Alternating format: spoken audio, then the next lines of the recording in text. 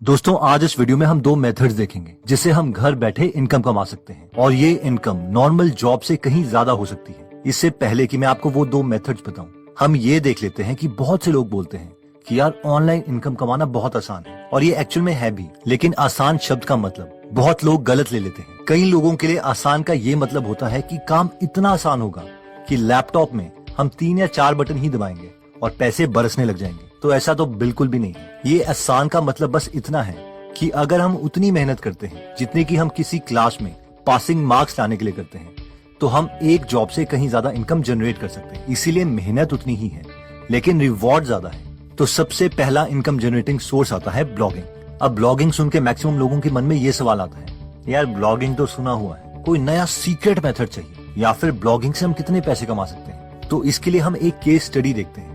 Blogging में सबसे बड़ा नाम है नील पटेल का, जिन्हें काफी लोग जानते हैं, और ब्लॉगिंग से रिलेटेड ये काफी पेड कोर्सेज भी देते हैं। तो ये स्टोरी है 2 साल पहले की, जब इनके सब्सक्राइबर्स ने इन्हें बोला था कि पहले ब्लॉगिंग से पैसा कमाना आसान था, लेकिन अब ब्लॉगिंग से बिल्कुल भी पैसा नहीं कमाया जा सकता, क्योंकि जो लोग ऑलरेडी ब्लॉग बना चुके हैं वही मैक्सिमम पैसे कमा रहे हैं। इस पर नील ने कहा, नहीं ऐसा नहीं है, ब्लॉगिंग अभी भी पॉसिबल है। अब नील पटेल को इनके सब्सक्राइबर्स ने चैलेंज किया कि ठीक है, तुम एक नया ब्लॉग बना के दिखाओ, लेकिन वो नया ब्लॉग किसी और फील्ड में होगा जिसमें तुम एक्सपर्ट नहीं हो, और ना ही तुम अपनी आइडेंटिटी यूज कर सकते हो, क्योंकि तुम्हें लोग पहले से जानते हैं। तुम बिल्कुल एक नए ब्लॉगर की तरह स्टार्ट करोगे और तुम्हारे पास सिर्फ तुम्हारी नॉलेज होगी। और नील पटेल ने ये चैलेंज एक्सेप्ट कर लिया और उन्होंने एक कम्प्लीटली नया ब्लॉग स्टार्ट किया न्यूट्रिशन की फील्ड में, जिनके बारे में उन्हें बिल्कुल भी नॉलेज नहीं थी। और उन्होंने कहा कि मैं अगले 12 महीने में इस ब्लॉग को इतना केपेबल बना दूंगा कि वो मुझे $100,000 यानी करीबन 70 लाख रुपए जनरेट करके, एंड एज एक्सपेक्टेड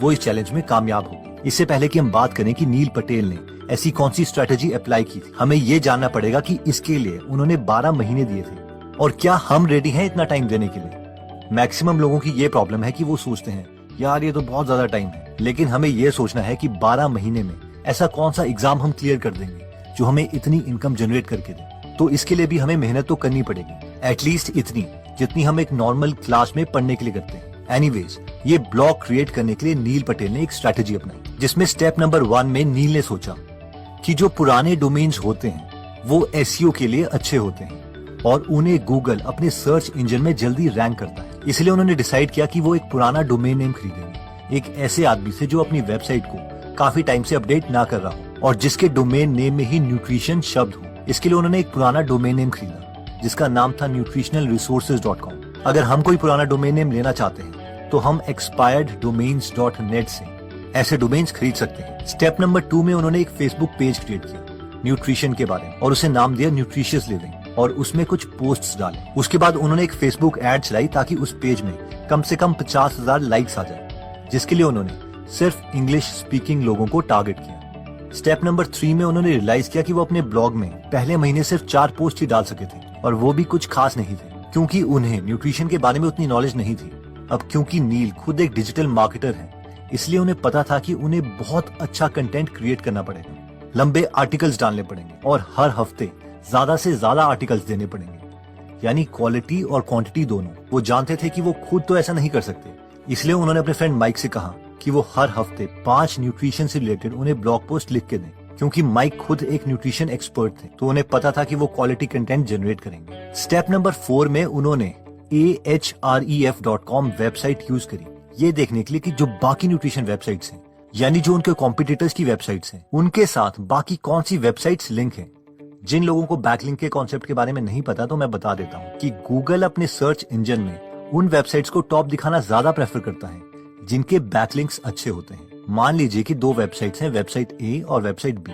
अब अगर वेबसाइट ए का लिंक दूसरी वेबसाइट में भी है, फॉर एग्जांपल वेबसाइट सी में एक आर्टिकल है जिसमें वेबसाइट ए के बारे में मेंशन किया हुआ है, लेकिन वेबसाइट बी का लिंक किसी भी वेबसाइट में नहीं है, तो गूगल वेबसाइट ए को वेबसाइट बी के ऊपर दिखाएगा, क्योंकि उसे लगेगा कि अगर बाकी वेबसाइट्स ने वेबसाइट ए को मेंशन किया हुआ है तो पक्का वेबसाइट ए एक यूजफुल वेबसाइट होगी।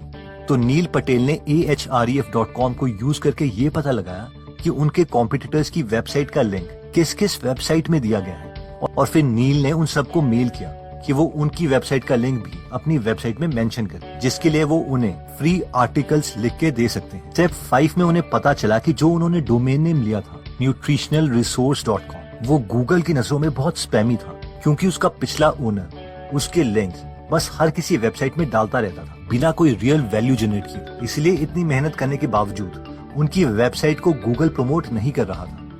इसलिए नील ने दोबारा से एक नया डोमेन लिया, nutritionsecrets.com। स्टेप 6, उनकी वेबसाइट में काफी लोग आने लगे थे, लेकिन उनका एक ब्लॉग पोस्ट था जिसका नाम था What happens to your body when you quit sugar। ये वायरल हो गया। इसके बाद नील पटेल ने buzzsumo.com वेबसाइट यूज करी और ये देखा उनका ही आर्टिकल कौन कौन लोग शेयर कर रहे हैं, और इन सब लोगों को नील ने मेल करी और अपने ब्लॉग के नए आर्टिकल्स के बारे में इंट्रोड्यूस किया। ये एक विन विन सिचुएशन थी, उन ऑडियंस के लिए भी जिन्हें नए आर्टिकल्स पढ़ने को मिल सकते थे, और नील के लिए भी, क्योंकि उनकी वेबसाइट में नए लोग आ रहे थे, ज्यादा ट्रैफिक आ रहा था। बस sumo.com की वेबसाइट में उन्होंने ये भी नोटिस किया कि लोग बेली फैट को रिड्यूस करने के लिए कई आर्टिकल्स शेयर कर रहे थे। इसलिए उन्होंने अपने दोस्त माइक को ऐसे आर्टिकल्स लिखने के लिए एनकरेज किया। स्टेप नंबर 7, अब हर महीने नील के ब्लॉग में करीबन 60,000 के करीब लोग आ रहे थे, तो नील ने सोचा कि अब वेबसाइट को मोनेटाइज करना चाहिए। इसीलिए उन्होंने न्यूट्रिशन के बारे में एक ई बुक बनवाई और साथ में एक फिश ऑयल बॉटल बेचने का सोचा, जिसके लिए उन्होंने व्हाइट लेबलिंग कॉन्सेप्ट यूज किया, यानी प्रोडक्ट कहीं से भी लो और उस पे अपना लेबल लगा के बेच दो।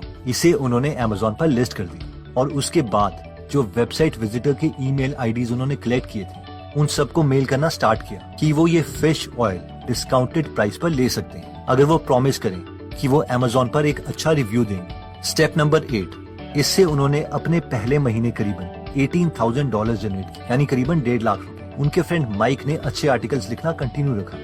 वो हमेशा चेक करते रहते थे कि कौन से आर्टिकल्स वायरल हो रहे हैं, और उन्हीं आर्टिकल से रिलेटेड वो और अच्छे आर्टिकल्स लिखते, और साथ में नील बैकलिंक क्रिएट करते रहते। हर महीने उनका रेवेन्यू इंक्रीज होता रहता था, और फाइनली चैलेंज के लास्ट मंथ में उन्होंने $100,000 नहीं बल्कि $121,492 का रेवेन्यू जनरेट किया, यानी करीबन 85 लाख रुपीस पर मंथ, और इसमें उनका प्रॉफिट 50% के करीब था, यानी 40 लाख रुपए के आसपास। तो दोस्तों नेक्स्ट मेथड आता है मनी फ्रॉम यूट्यूब। इससे पहले कि हम यूट्यूब के बारे में बात करें कि इसमें हम कैसे इनकम जनरेट कर सकते हैं, मैं आपको ये चीज दिखाना चाहता हूँ कि हम में से कई लोग बस subscribe me, I will subscribe you back खेलते रहते हैं। यार आप एक बात बताओ, अगर मैं आपकी यूट्यूब चैनल में सब्सक्राइब कर भी लूं तो भी आपको क्या फायदा हो? आप ऐसी कौन सी गेम खेल लोगे जिसकी वजह से मैं आपका कंटेंट देख लूंगा? अगर आप जेन्युइनली चाहते हो कि आपका कंटेंट कोई देखे, तो जेन्युइनली आपको अपने कंटेंट पर काम करना पड़ेगा। पता नहीं कौन से ऑनलाइन गुरु से आप लोग एडवाइस लेते हो, लेकिन यूट्यूब एल्गोरिथम इतना स्मार्ट हो चुका है कि जब तक आप ऑडियंस को एक्चुअल में एंगेज नहीं कर सकते, तब तक आप कभी यूट्यूब में सक्सेसफुल नहीं हो सकते। और ये एल्गोरिथम स्मार्ट होता ही रहेगा, क्योंकि वैसे भी ये लोग एआई यानी आर्टिफिशियल इंटेलिजेंस यूज कर रहे हैं। और अगर आप लोग इतने लोगों को बिना वैल्यू दिए बस सब्सक्राइब करवा भी लोगे, और वैसे भी यूट्यूब में जो ये कमेंट्स लिखे जाते हैं वो स्पैम फोल्डर में ही जाते हैं। तो अब सवाल ये आता है कि फिर जब हम यूट्यूब चैनल बनाएं तो किस चीज पर फोकस करें? तो अगर मुझे अभी नया यूट्यूब चैनल बनाना हो तो मैं शुरू में सिर्फ इन 4 चीजों पर फोकस करूंगा, जिसमें सबसे पहले आता है content. Content is the king. अगर आपका कंटेंट आउटस्टैंडिंग है तो आपके व्यूअर्स सब्सक्राइब करेंगे ही करेंगे। कंटेंट क्रिएट करते वक्त ये मत सोचो कि यार ये तो बेस्ट चीज है, ये तो मेरा सबसे बड़ा सीक्रेट है, ये मैं किसी को नहीं बताऊंगा। सबसे बेस्ट चीज जो आप कर सकते हो वो यही है कि आप अपना बेस्ट कंटेंट लोगों को फ्री में दो, तभी वो आपसे कनेक्ट करेंगे। अगर मैं अपने दूसरे चैनल गीगल बिजनेस की बात करूं तो उसमें सिर्फ 5 वीडियोस हैं, लेकिन मैंने ऐसा कंटेंट डाला है जिसके लोग पेड कोर्सेज बना के बेचते हैं, और इसीलिए व्यूज के कंपैरेटिवली इसमें सब्सक्राइबर्स काफी ज्यादा हैं। अगर आप बिजनेस में इंटरेस्टेड होंगे तो आपको ये कंटेंट एक्चुअल में बहुत काम आएगा। अब ऐसा नहीं है कि जब तक हमें बहुत ज्यादा नॉलेज नहीं हो जाती तब तक हम कोई यूट्यूब चैनल स्टार्ट ही नहीं कर सकते। ऐसे तो हम कुछ कर ही नहीं पाएंगे। बस हमें एक टॉपिक सेलेक्ट करना है और उसमें हमें जेन्युइनली इतनी नॉलेज गेन करनी है जितना अच्छा कंटेंट क्रिएट करने के लिए जरूरी है। नेक्स्ट चीज पर जिसमें हमें फोकस करना है वो है टाइटल। देखिए, जब हम कंटेंट क्रिएट कर रहे हैं तो हम लोगों को सर्व करना चाहते हैं, उनके लिए वैल्यू क्रिएट करना चाहते हैं, इसलिए कंटेंट उसी टॉपिक पर बनना चाहिए जिसमें उनको प्रॉब्लम है। फॉर एग्जाम्पल, अगर हम नील पटेल के ब्लॉग की बात करें तो उन्होंने देखा था कि लोग अपने बेली फैट को कम करने के लिए आर्टिकल ज्यादा पढ़ना पसंद कर रहे हैं, इसीलिए उन्होंने अपने फ्रेंड को बोला था कि इसी टॉपिक पर ऐसा कंटेंट क्रिएट करें जिससे उनके व्यूअर्स को भी फायदा हो, और एक्चुअल में हुआ भी। और यही एक विन विन सिचुएशन थी। जब आप लोगों को हेल्प करते हैं, उसके बाद ही यूजर्स आप पर ट्रस्ट करते हैं और वो आपसे ही सामान खरीदेंगे, क्योंकि वैसे भी उन्हें कहीं ना कहीं से सामान खरीदना ही है। और क्योंकि वो आप पे ट्रस्ट करते हैं, तो वो चाहेंगे कि आपको भी फायदा हो। और अब इसका मतलब ये नहीं है कि आप अपने यूजर्स को घटिया सामान खरीदवा दो। अच्छा प्रोडक्ट क्रिएट करें ताकि खुद को भी अच्छा लगे और आपके यूजर्स का ट्रस्ट भी बना रहे। नेक्स्ट आता है थंबनेल। थंबनेल बनाना एक आर्ट है, शायद जिसमें मैं भी उतना अच्छा नहीं हुआ, लेकिन फिर भी thumbnail is not about looks. Thumbnail में क्यूरियोसिटी होनी चाहिए, मिस्ट्री, यानी कोई ऐसी चीज जिससे यूजर्स के मन में सवाल आए पर उसका आंसर उन्हें थंबनेल से पता ना चले, और तभी वो क्लिक करेंगे। लेकिन अगर आपने सिर्फ थंबनेल पर ही काम किया होगा और अंदर कंटेंट बकवास होगा, तो यूजर आपकी वीडियोस को छोड़ के चले जाएंगे और यूट्यूब इस डेटा को सेव कर लेगा कि यूजर आपकी वीडियो में क्लिक तो करता है पर रहता नहीं है, और अगली बार यूट्यूब यूजर्स को आपकी वीडियो रेकमेंड नहीं करेगा। नेक्स्ट आता है शेयर। अगर हमने बेस्ट कंटेंट क्रिएट कर दिया है और एक अट्रैक्टिव टाइटल और थंबनेल भी बना दिया है, तो अब हमें इस कंटेंट को शेयर करना पड़ेगा। हम स्टार्ट कर सकते हैं अपने फ्रेंड्स और फैमिली मेंबर्स के साथ जिन्हें ये कंटेंट अच्छा लगे, और अगर वो इस टॉपिक में इंटरेस्टेड हैं जिसमें हमने कंटेंट बनाया है, तो वो इस कंटेंट को आगे भी शेयर करेंगे। हम एडवर्टाइजमेंट में भी थोड़े पैसे इन्वेस्ट कर सकते हैं ताकि वीडियोस को थोड़ा बूस्ट मिले, लेकिन हमें सिर्फ उन्हीं वीडियोस को एडवर्टाइज करना है जो ऑलरेडी सक्सेसफुल हैं, जिन्हें लोग पसंद कर रहे हैं। अगर हम उन वीडियोस को बूस्ट करते हैं जिन्हें लोग पसंद नहीं कर रहे हैं, तो इससे आपका एवरेज टाइम वॉच्ड पर वीडियो ये कम हो जाएगा। और एडवर्टाइजमेंट तभी स्टार्ट करें जब कम से कम हम 10 वीडियोस पोस्ट कर चुके हों। तो दोस्तों, इस वीडियो में हमने ऑनलाइन पैसे कमाने के 2 मेथड्स देखे, जिसमें सबसे पहला मेथड था ब्लॉगिंग। ब्लॉगिंग में हमने नील पटेल की केस स्टडी देखी। ब्लॉगिंग में अपॉर्चुनिटी तो बहुत है, लेकिन हमें टाइम स्पेंड करने के लिए भी रेडी रहना चाहिए। लेकिन अगर हम कंटिन्यूटी मेंटेन करते हैं, तो एक नॉर्मल जॉब से कहीं ज्यादा इनकम जनरेट कर सकते हैं। नेक्स्ट मेथड हमने देखा था मनी फ्रॉम यूट्यूब। इसमें हमने देखा था कि सबसे इंपॉर्टेंट पार्ट है कंटेंट, इसलिए हमें जेन्युइनली अपनी नॉलेज इंक्रीज करनी पड़ेगी। अगर आप बुक समरी से अपनी नॉलेज इंक्रीज करना चाहते हैं, तो आप गीगल ऐप डाउनलोड कर सकते हैं, जहां पर हम हिंदी में बुक समरीज बनाते हैं।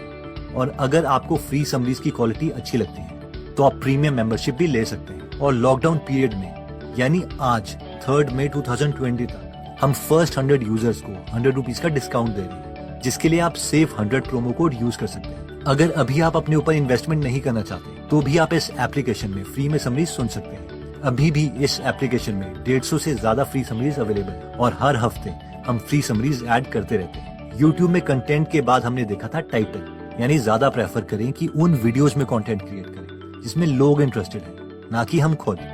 नेक्स्ट था थंबनेल। अगर आपका थंबनेल आपके व्यूअर्स के माइंड में क्यूरियोसिटी जगा सकता है जिसे वो देखना चाहते हैं, तो नए व्यूअर्स आपकी वीडियो पर क्लिक जरूर करेंगे, और पुराने व्यूअर्स तब क्लिक करेंगे जब आपने उन्हें हमेशा अच्छा कंटेंट दिया है। फाइनली था शेयर। अपने फ्रेंड्स और फैमिली मेंबर्स जो उस टॉपिक में इंटरेस्टेड हैं, हम उनके साथ अपनी